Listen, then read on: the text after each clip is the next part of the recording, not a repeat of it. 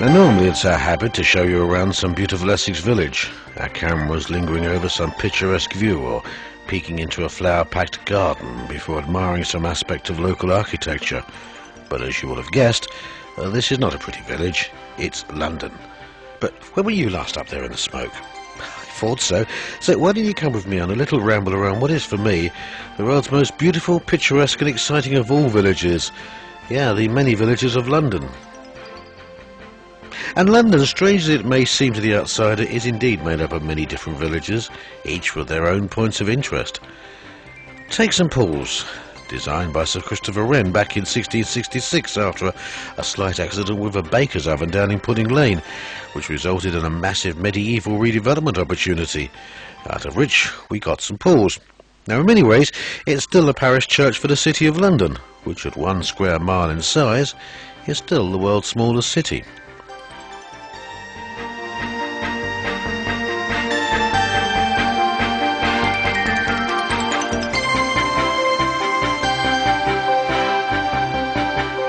Here too is another village. This time it's in Westminster, where now smart shops vie for space with craft stalls and upmarket restaurants for the tourist custom. But are you like me, I wonder, still able to remember when this was London's wholesale fruit and veg market, when these very buildings and streets presented in the early morning a very different scene? The roads packed full of parked lorries, with shouting porters squeezing between them, the wholesaler stalls and shops being fed with a constant stream of barrows, each piled high with a cascading cargo of boxes, each bulging tight with its mass of fruit and vegetables that were then tumbled onto the many display counters.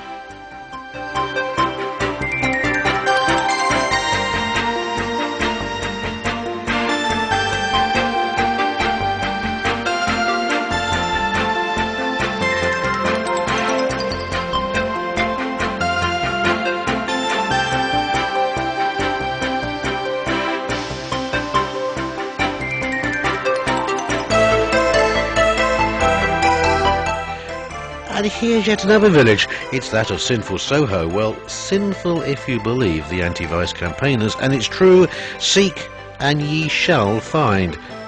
But you won't find much vice here in Leicester Square. Today even the cars have gone, and paved over and surrounded by movie theatres, the square and its theatres have become the major showcase for new movies in the London area.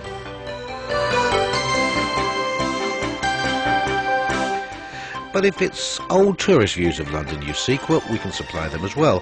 For here's Piccadilly Circus, where, so the old saying goes, stand here long enough and everyone in the world is sure to pass you by. Well, it may well seem that way. No doubt that's why so many tourists spend hours just sitting around under Eros.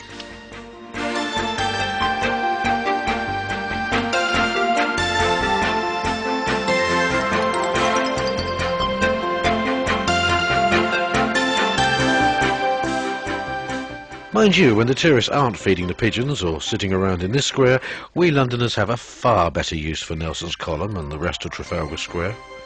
For being so close to Whitehall and Parliament, we like to regard it as our national village square.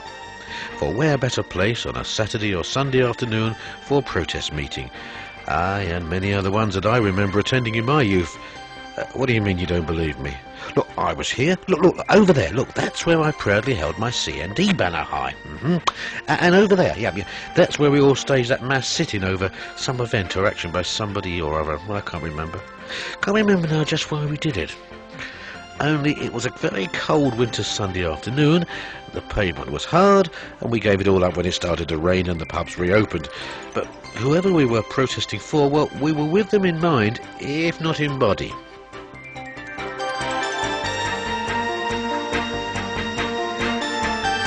You know, the nice thing about our village, life though it is that it affords we who live in it or around it some lovely riverside walks. On the other hand, for those lazy ones who dislike walking, then why not a gentle river bus trip downstream?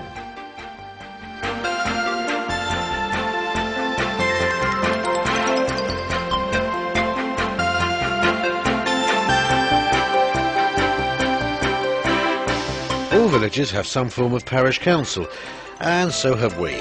We call it the House of Commons, and we call our clock tower Big Ben. Mind you, whatever happens in Parliament, or indeed in any future new parish council for our village of London, the folk who inhabit these great buildings will be safe in their jobs. After all, they and their ancestors these past 100 years have created for themselves a role and a task that our villagers can be proud to have gifted to the grateful world. No, not the role of village fool, although we've certainly had our share of them over the years. No, I'm thinking of the great Whitehall civil servant, whose actions touches the lives of all of us.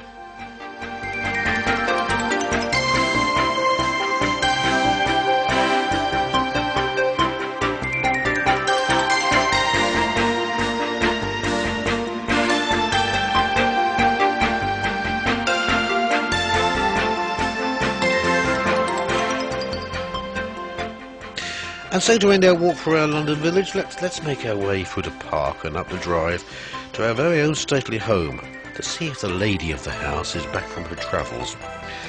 Well, strange as it may seem, it's true that for many of London's 10 million or so inhabitants who live and work in its 32 London boroughs, they each regard their home or working area as just being like a small village, just a small part of that greater city of London.